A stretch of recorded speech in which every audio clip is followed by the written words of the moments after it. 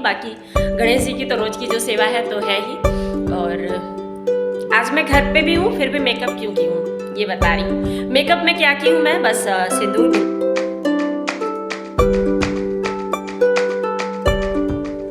Friends, स्वागत है आप सभी का अनीता धर्मेंद्र चैनल पे। और आज है दिन सोमवार और तारीख है 18 दिसंबर।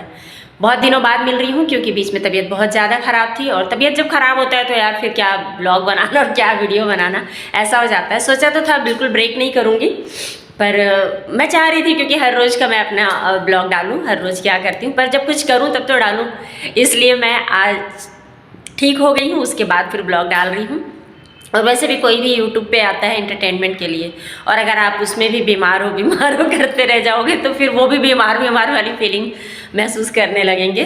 तो आज का ब्लॉग मैं डाल रही हूँ बहुत दिनों बाद। और आज मैं मॉर्निंग का टाइम हो गया है, 10:30 हो रहे हैं शायद।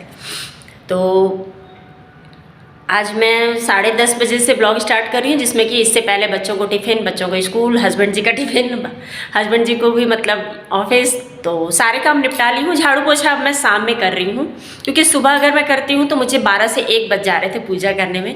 तो मैंने डिसाइड किया कि कुछ तो ऐसा करना पड़ेगा जिसकी वजह से काम डिले भी ना हो और काम टाइम पे हो जाए। और काम ज़रूरी भी है क्योंकि झाड़ू पोछा एक ऐसा चीज़ है जिसको आपको रोज़ करना ही पड़ता है, वो भी अगर आपने इस तरह का टाइल्स लगा रखा है। तो वाइट टाइल्स के अब नुकसान समझ में आ रहे हैं, पर फिर भी मैं खुश हूँ क्योंकि मुझे घर वाइट ही चाहिए था। वाइट दिखता है तो बहुत ही अच्छा लगता है मुझे। ये देखिए अभी भी काम पेंडिंग है और ये काम बाकी है, एग्जॉस्ट फैन लगाना है अभी वो लोग पुट्टी और सीमेंट करके गए हुए हैं। तो आज का मेरा लुक कुछ इस तरह का है। मैं नहा ली हूँ और अब जस्ट पूजा करूँगी। हस्बैंड जी पूजा कर लिए थे इसलिए मंदिर खुला हुआ है और अब मैं पूजा करूँगी। आज दिन मंडे है तो आज मैं शंकर जी को नहलाती हूँ, मतलब शंकर जी की आज सेवा होती है। बाकी गणेश जी की तो रोज़ की जो सेवा है तो है ही। और आज मैं घर पे भी हूँ, फिर भी मेकअप क्यों की हूँ ये बता रही हूँ। मेकअप में क्या की हूँ मैं, बस सिंदूर, बिंदी और लिपस्टिक खास तौर से मुझे बोला गया कि आप रेड कलर की लिपस्टिक लगाओ। और ये मेरी प्यारी सी सब्सक्राइबर भी हैं और मेरी दीदी भी लगती हैं, और उन्होंने मुझे स्पेशली फ़ोन करके बोला कि आपसे मैं तुझे ब्लॉग में बगैर लिपस्टिक के नहीं देखूं। रीज़न ये था कि वो चाहती थी कि मैं खूबसूरत दिखूं, क्योंकि मैं विदाउट मेकअप ही मतलब वीडियो में आ जाती हूँ। मेरा क्या है कि ब्लॉग है तो घर की चीज़ें रियलिटी दिखानी थी मुझे, तो मैं ऐसा टेंशन लेके नहीं बनाती थी कि मैं वीडियो के साथ मतलब वीडियो बनाने वाली हूँ तो मेकअप कर लूँ उसके बाद फिर आप लोग के सामने आऊँ। तो दीदी ने कहा कि तुम ठीक है वीडियो के लिए मत करो, लेकिन तुम एक सुहागन हो तो तुम्हें रोज़ कम से कम बिंदी और लिपस्टिक तो लगा के रखना चाहिए। तो उन्होंने स्पेशली मुझे बोला कि आप लिपस्टिक बगैर लगाए वीडियो नहीं बनाओगे। तो मैंने फिर डिसाइड किया कि अच्छा हाँ ऐसा तो हो सकता है, पर मैं ये डिसाइड कर ली कि चलो मैं जब नहाऊंगी उसके बाद जब भी मैं सिंदूर लगाती, सिंदूर तो मैं हमेशा ही लगाती हूँ, नज़र न लगे, टचवुड। तो सिंदूर जब भी लगाऊंगी तो मैं लिपस्टिक भी ज़रूर लगा लूँगी। तो बस वही आज मैं लगाई हूँ। तो दीदी आप मुझे सब्सक्राइब किए हो मुझे पता है, तो आप मेरा ब्लॉग अगर देखोगे तो मुझे ज़रूर कमेंट करके बताना कैसी लग रही हूँ मैं रेड लिपस्टिक में। और आप लोग भी मुझे कमेंट में बताना रेड लिपस्टिक मुझे लगाना चाहिए या कोई और कलर। तो चलिए फिर आज का दिन स्टार्ट करती हूँ। मेरा दिन तो अब से ही स्टार्ट होगा ना। हाँ मैंने कॉफ़ी सुबह पी लिया था। ठंड अभी बहुत बढ़ गई है यहाँ पे। आप लोग के यहाँ कैसी है ठंड ज़रूर बताना मुझे। और मेरे यहाँ बहुत ही ज़्यादा ठंड है तो इसलिए मैंने पहले कॉफ़ी पिया, उसके बाद नहाने गई।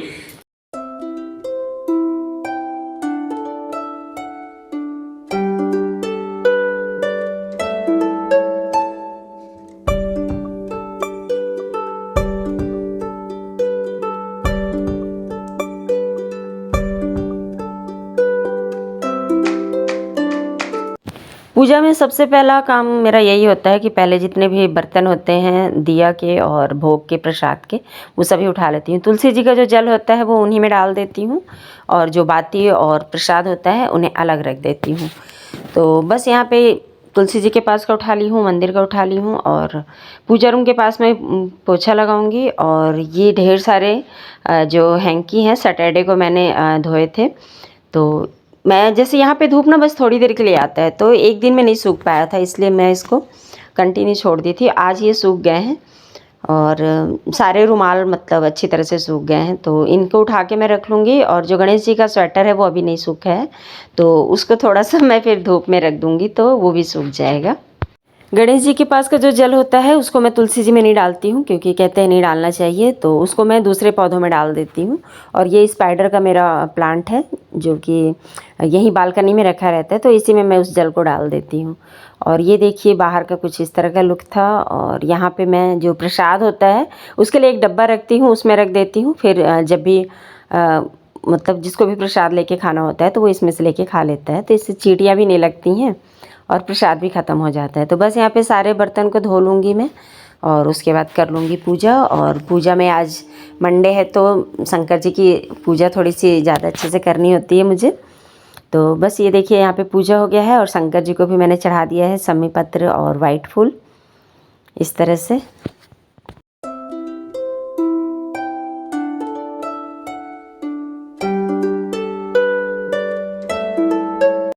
पूजा करने के बाद सबसे पहले तो मैं स्वेटर पहनी, क्योंकि आज इतनी ज़्यादा ठंड लग रही थी और काम पूरा पड़ा था। फिर उसके बाद नाश्ता की और नाश्ते के बाद सीधे मैं लग गई हूँ दोपहर के लंच की तैयारी करने के लिए। तो हम हाउसवाइफ का यही तो होता है ना यार मतलब रोज़ का रूटीन एक ही रहता है, कुछ अलग नहीं रहता है। लेकिन ये है कि हाँ आज कुछ अलग खाना बना लिए, कल कुछ और बना लिए, इस तरह से चलते रहता है। बाकी काम की जो जिम्मेदारी है वो तो अपनी उतनी ही रहती है। और ये मैं सैटरडे को जो लिट्टी छानी थी ना वही वाला तेल है, तो मैं इसको अभी किसी डब्बे में नहीं डाली हूँ, तो कढ़ाई से ही मैं निकाल के और अपना खाना बनाने के लिए मतलब यूज़ कर रही हूँ। और सरसों तेल अच्छा होता है खाने में, इसलिए ठंड के दिनों में तो मैं इसलिए सरसों तेल ही डालती हूँ। और आज यहाँ पे मैं बना रही हूँ एक तरह से कहना चाहिए वेज पुलाव।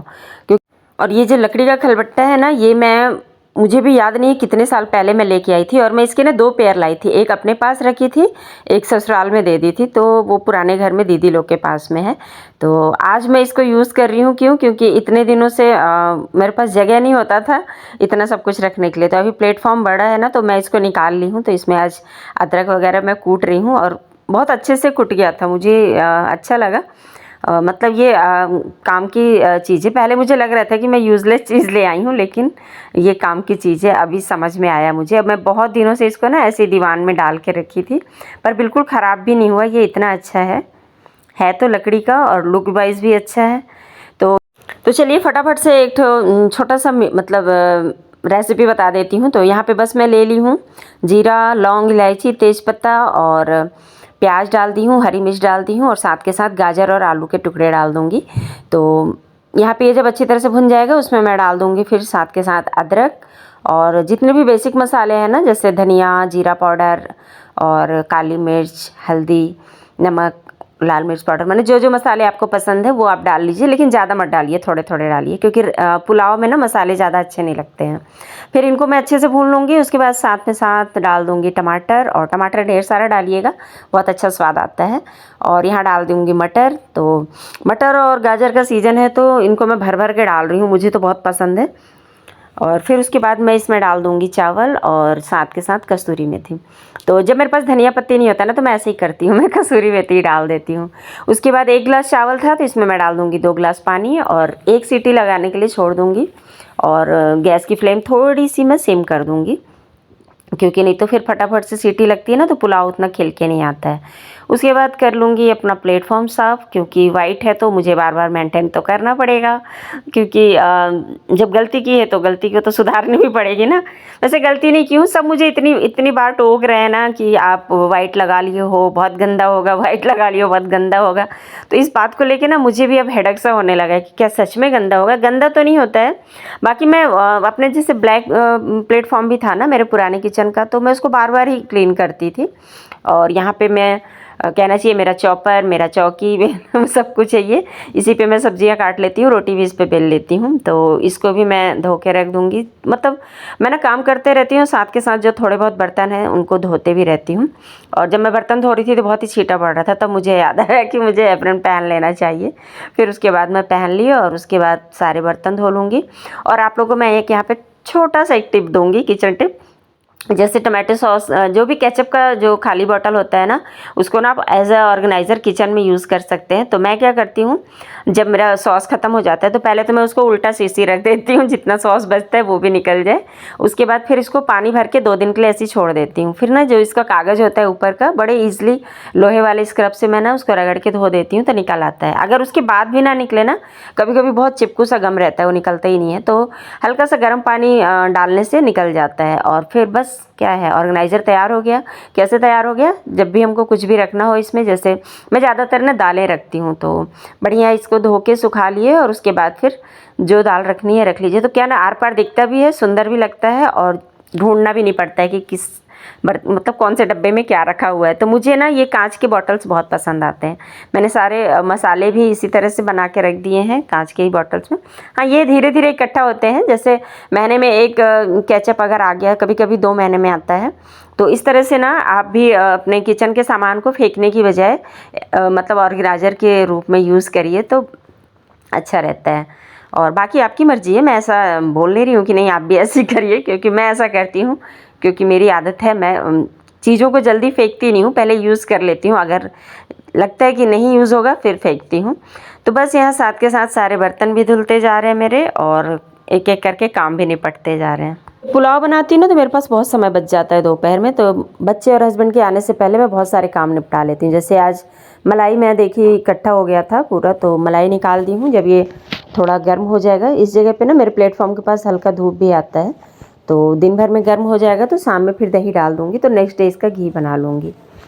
तो बस यहाँ पे मेरा पुलाव भी बन गया है और सोच रही हूँ रायता बना लूँगी, और उससे पहले मैं सोच रही हूँ फ्रूट्स कट कर लूँ, क्योंकि ठंड का दिन है, शाम में या सुबह फ्रूट कट करने में ना बहुत हाथ ठंडा हो जाता है। तो इसलिए मैं सोचती हूँ कि दोपहर के ही समय में इसको काट लूँ। तो आज मैं फ्रूट्स में पपीता काटने वाली हूँ, और इसमें ना 1-2 दाग दिख रहे हैं, देखो, है ना। पर मैं जब इसको छीली ना तो कुछ भी नहीं था, तो मुझे ये टेंशन था कहीं सड़ा हुआ ना निकले, लेकिन अच्छा था। पपीता भी ना अच्छे आ रहे हैं, पपीता हुआ, और पाइनएप्पल भी बहुत अच्छा आ रहा है, बढ़िया अभी। और इसको मैं जब कट की ना, इतना बड़ा पपीता, इसमें बीज पता है कितना था 2 दाने थे, 2 से 3 दाने मुश्किल से निकले, पता है बीज इसमें, देखो।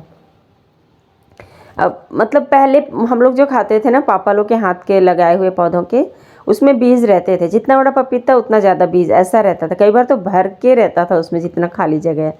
पर आजकल पता नहीं ऐसा क्या होता है कि बिल्कुल बीज ही नहीं रहते हैं। तो सारे स्लाइड्स इसके कट कर लूँगी। और पपीता में ना आयरन होता है, तो आप लोग भी खाया करो, स्पेशली लेडीज़ लोग को तो ज़रूर खाना चाहिए। लेडीज़ क्या, हर किसी के लिए आयरन फ़ायदेमंद है।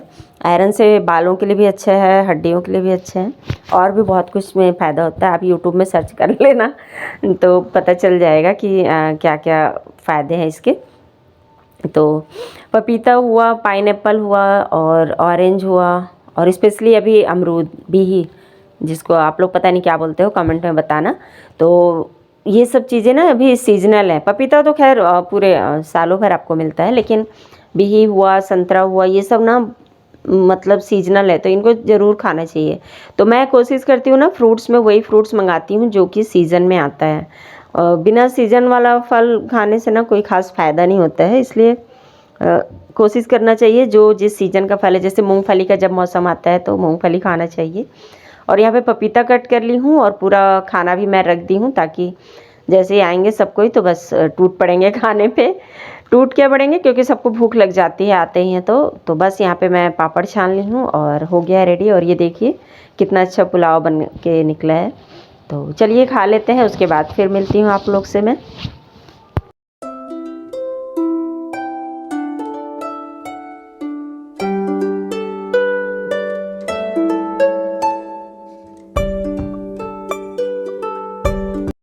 दोपहर के बाद सीधे आप लोग से शाम में मिल रही हूँ। शाम क्या, इवनिंग हो गया है, और जो सोफ़ा वाले भैया हैं ये पूरा सोफ़ा कंप्लीट करके ही आज जाएंगे बोल रहे हैं। तो बस ग्रे कलर का मैं इसमें रेक्सिन लगवाई हूँ। देखिए आप लोग को कैसा लगा इसका कलर, मुझे कमेंट में ज़रूर बताना। तो बस आज का ब्लॉग जो ये है यहीं पे ख़त्म करूँगी। और चैनल पे अगर कुछ भी पसंद आया होगा डियर, तो प्लीज़ लाइक करना वीडियो को, और चैनल पे नए हैं तो सब्सक्राइब कर लेना। फिर मिलूँगी नए वीडियो में, तब तक के लिए बाय बाय दोस्तों।